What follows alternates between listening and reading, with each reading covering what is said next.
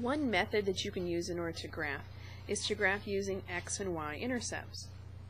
Let's talk for a moment about what X and Y-intercepts are. The X-intercept is the point where your graph is going to cross the X-axis. So the X-intercept is actually going to end up with an ordered pair where there's some number for the first value, because that's the number that X happens to be. But in order to fall exactly on that line, the Y value would have to be 0. Very similarly then, the Y-intercept is going to be the point that's going to have a 0 value for X and then some number for Y. The reason that these points are used to graph is because these points are sometimes easy to find. Using a value for 0, you can solve for the other number within the equation and end up with an ordered pair.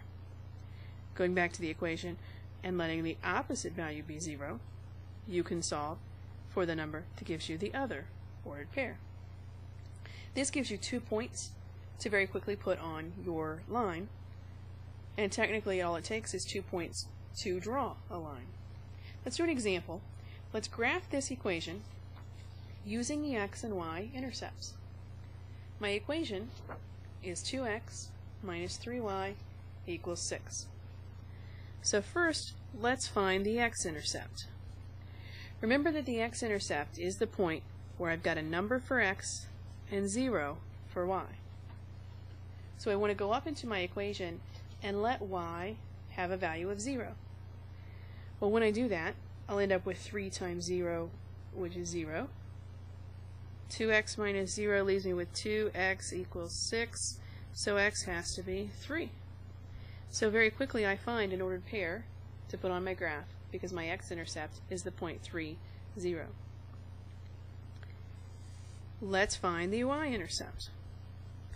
The Y-intercept is the point on the graph where the X value is 0, but the Y value is a number.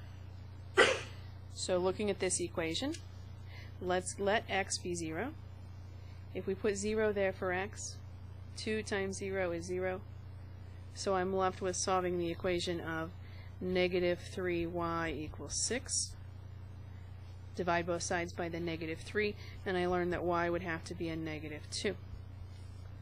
So there is my second ordered pair to put on the graph.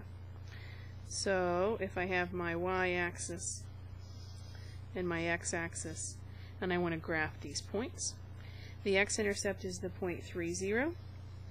The y-intercept is the point 0, negative 2. Those 2 points connect to give me the line that I'm looking for. It would probably be a good idea to do one more thing before I convince myself that this graph is complete. And that's to look and see if I could find some other points on the line. Even though it only takes 2 points to define a line, it's also very easy to make a mistake in either one of those points and end up with the incorrect line. So this is a good method to at first get the line graphed, finding these 2 quick points called the X-intercept and the Y-intercept. But you also want to go back and use an additional method to check to make sure that the line is actually in the proper place.